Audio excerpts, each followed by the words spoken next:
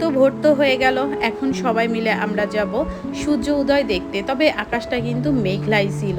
তবে অপেক্ষা করতেছিলাম যদি সূর্যটা ওঠে দেখতে পারি ভালো লাগবে। কারণ এত দূর থেকে এসেছি, যদি সূর্যটাই না দেখি মানে যাই হোক মনে কষ্ট লাগবে যে না দেখতে পেলাম না। কষ্ট করে এত দূর এসে যদি নাই দেখতে পারি তখন তো খারাপই লাগে বলো।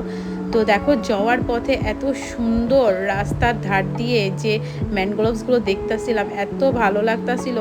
আর গাছের গুঁড়িগুলো দেখে তো মনে হচ্ছিল যে নেমে ছবি তুলবো। তবে কয়েকটা ছবি তোলা হয়েছিল, কিন্তু যাই হোক ভেবেছিলাম যে আবারও আসবো। আসলে যে কাজটা যখন হয় না তখন কিন্তু এটা আর পরবর্তীতে হতে চায় না।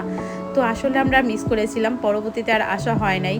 তো যতটুকু পেরেছি ততটুকুই আমরা ভিডিও করেছি আর দু একটা ছবি তুলেছি। আর ভ্যানের উপর বসে তো অনেক চিল্লাহুল্লা করতেছিলাম, যেহেতু রাস্তাটা কিন্তু তোমার উঁচা নিচা, তারপরে বালু ভর্তি, দেবেও যাচ্ছিল, তো এর জন্য একটু চিল্লাচিল্লিও করতেছিলাম। তবে ভালো লাগতেছিল, বিশেষ করে সকালের ওয়েদারটা তো এত ভালো। আর এই যে দেখো অর্ণব আমাকে আর একটা মোবাইল হাতে ধরাই দিছে, মা ইউটিউবের জন্য একটু ভিডিও করে রাখো। তো আমি তো সেটাই ব্যস্ত, আর অর্ণবের হাতেই মোবাইলটা ছিল যেটা দিয়ে তোমরা ভিডিওটা দেখতে পাচ্ছ। আর এই যে ফাইনালি কিন্তু আমরা চলে আইছি সূর্য উদয় দেখতে।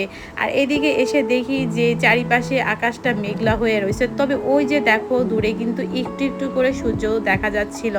আর এটা দেখতে দেখতে দেখি এদিকে আমাদের নতুন বউ জামাই কিন্তু একটা সাইড হয়ে গেছিলো, সেটাও একটু ভিডিও করে নিলাম। আসলে ওরা একটা সাইডে অনেক মজা করতেছিল। আর এই যে দেখো সূর্যের যে রশিটা জলের উপর পড়েছিল, এত কাছ থেকে আমি সূর্যটা উদয় দেখে মানে আমি তো সত্যি আমার চোখ দুটো মানে যেন ধন্য হয়ে গেল। আমি কোনোদিনও ভাবতে পারি নাই যে এত কাছ থেকে দেখতে পাবো। যাই হোক, আসলে আমি তেমন ঘুরতে যাই না, আর ঘুরতে গেলে তো মনে হয় আর আসবো না বাড়ির ফেরত, কারণ আমার এত ভালো লাগে। কিন্তু যাই হোক, মানে ঘুরতে গেলে ভালোই লাগে সবাই, কিন্তু সময় করেও মানে বেরোতে আমাদের অনেক কষ্ট হয়ে যায়, যেহেতু মানে বেরোনোটা সব সময় যায় না। আর এইদিকে দেখো সবাই মিলে তো আমরা একসাথে ঘুরতে গেছিলাম, আর দেখবা যে একসাথে সবাই মিলে যখন ঘুরতে যাই তখন কিন্তু আনন্দটা দ্বিগুণ হয়ে যায়।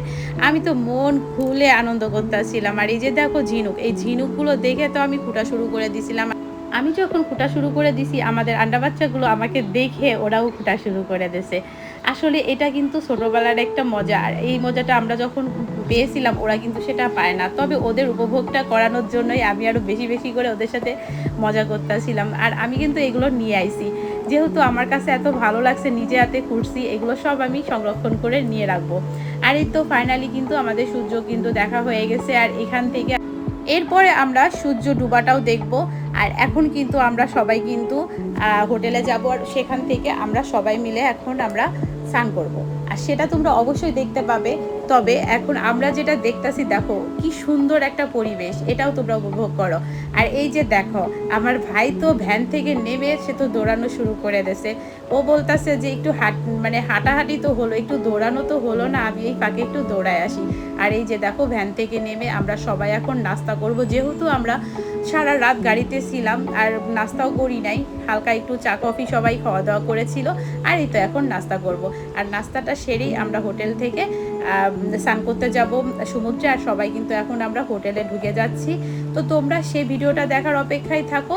আর এই হোটেলটাতেই আমরা সবাই মিলে ছিলাম, আর আমরা সবাই মিলে সমুদ্রে স্নান করব আর মজা করব, সেটাও কিন্তু তোমরা অবশ্যই দেখবে। তো ভিডিওটা কেমন লাগলো অবশ্যই কমেন্টে জানাবে কিন্তু। আর পরবর্তী ভিডিওর অপেক্ষায় থাকো। টাটা।